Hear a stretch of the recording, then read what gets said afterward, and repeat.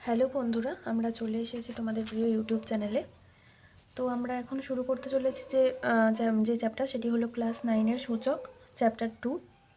তো এখানে প্রথমে আমাদের কিছু জিনিস শিখে নিতে হবে এই চ্যাপ্টারটি করার জন্য আমাদের, সেটা আমরা লিখে নিয়েছি। দেখো, প্রথমে তোমরা ক্লাস 8-এ সমীকরণের সমাধান একটা চ্যাপ্টার করেছিলে, উৎপাদকে বিশ্লেষণ। সেখানে এরকম তোমরা সমীকরণ পেয়েছিলে। আমি একটা সমীকরণ তুলে নিয়েছি, যেটা হলো x² + 6x + 5 = 0। তো সূচকের চ্যাপ্টার বুঝতে গেলে এখানে কি আছে এটার সাথে সম্পর্ক দেখো। x² প্রথমে আছে, এখানে যদি আমি x² তুলে নিই তাহলে মাথায় যে পাওয়ারটা রয়েছে সেটাকে আমরা বলে থাকি সূচক বা ইন্ডেক্স। ঠিক আছে, দুইটা হলো এখানে সূচক বা ইন্ডেক্স, এবং এখানে x যার মাথায় পাওয়ারটি আছে তাকে বলা হচ্ছে বেস বা নিধান। যদি 2-এর স্কোয়ার থাকে তাহলে আমরা এক্ষেত্রে স্কোয়ারটাকে মানে 2টাকে বলবো সূচক আর 2টাকে বলবো বেস বা নিধান। ঠিক আছে, এরপর আমরা যদি 6x-এ চলে আসি, এক্সের সাথে যেটা গুণ আকারে আছে 6, তাই তো? তাহলে 6টাকে আমরা বলবো কি সহগ। তেমনই যদি আমরা x² দেখি তাহলে x² সেক্ষেত্রে কিছু নেই, মানে 1 গুণ আকারে আছে, তার মানে x² সহগ কত? 1 হচ্ছে x² সহগ। এতদূর নিশ্চয়ই বুঝতে পেরেছো। যদি কিছু না বুঝতে পারো তাহলে কমেন্ট সেকশনে বলবে। নেক্সট আমরা মেন টপিকে ফিরে যাচ্ছি, যেখানে কয়েকটা ফর্মুলা তোমাদের এই চ্যাপ্টার করতে গেলে অবশ্যই গুরুত্বপূর্ণ, সেগুলো বলছি। প্রথম হচ্ছে দেখো, x⁴m × x⁴n সমান কত হয়? x⁴m + n। মানে যখন বেসটা দেখো সেম আছে, পাওয়ারটা আলাদা, তখন কি হয়ে যায়?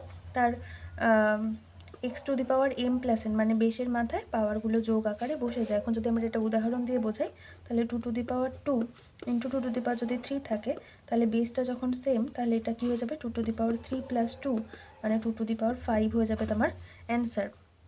এবার যদি থাকে x⁴m বা x⁴n সমান হয়ে যাবে x⁴m - n, মানে হচ্ছে পাওয়ারগুলো বা ইন্ডেক্সগুলো বিয়োগ হয়ে যাবে। তাহলে এখানে যদি আমাদের এটা লেখা হয়, আমি যদি এরকমভাবে লিখি, এক্ষেত্রে কি হবে? m > n হতে হবে কিন্তু। তার মানে আমরা যদি এখানে এটা 2 দিয়েই ভাবি, 2-এর 2⁵ বাই যদি থাকে 2⁵, তাহলে অ্যান্সারটা কত হবে? 2⁵ - 3 5 - 3 = 2⁵2 হয়ে যাবে আমাদের অ্যান্সার। ওকে, আরেকটা এটার ক্ষেত্রে নিয়ম আছে, যে ক্ষেত্রে যখন n > m হয়ে যায়, যে ক্ষেত্রে n > m হয়ে যায়, তার মানে কি, যদি এরকম থাকে যে 2⁵2, ঠিক আছে, বাই 2⁵ যদি 3 থাকে, এক্ষেত্রে দেখো কি হচ্ছে, এটা nটা বড় হয়ে গেছে m এর থেকে, তাহলে আমাদের সেক্ষেত্রে হয় 1/x⁴n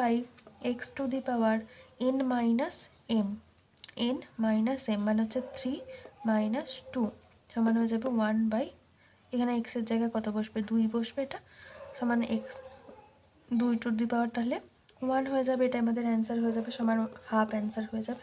তার মানে বুঝতে পেরেছি, এই ফর্মুলাটা তো আমি লিখে দিচ্ছি। তাহলে কি হয়ে যাবে এক্ষেত্রে?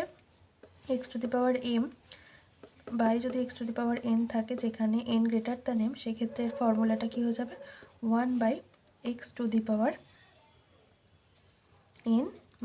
- m। তাহলে এতদূর ক্লিয়ার আছে? এরপর আমরা নেক্সট চলে যাচ্ছি 3 নম্বর সূত্রতে।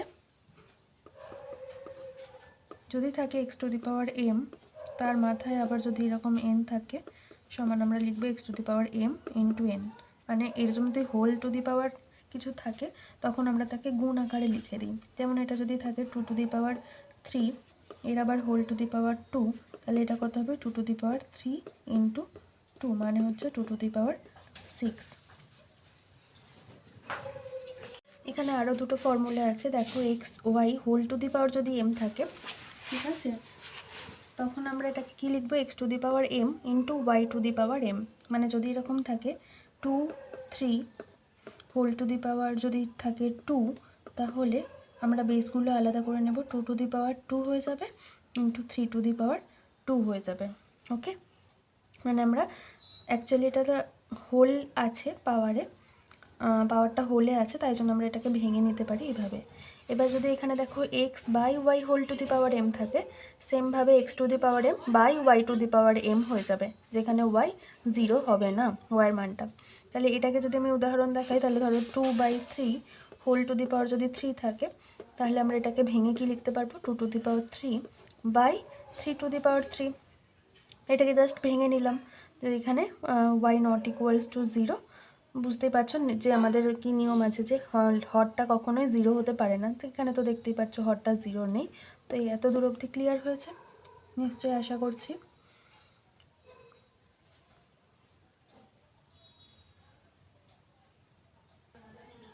দেখো এখানে আরও কয়েকটা সূত্র লিখেছি আমি।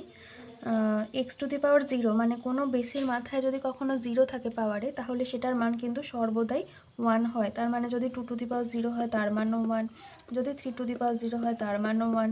সেটা এটা যত বড়ই সংখ্যা হোক না কেন, ইনফাইনাইট পর্যন্ত, যদি 10,000ও থাকে এখানে, ঠিক আছে, সেটা টু দি পাওয়ারও যদি 0 হয় তার মানও কিন্তু 1 হবে। এটা কিন্তু খুবই ইম্পর্টেন্ট একটা কনসেপ্ট, যেটা পরে কাজে লাগবে, মনে রাখো।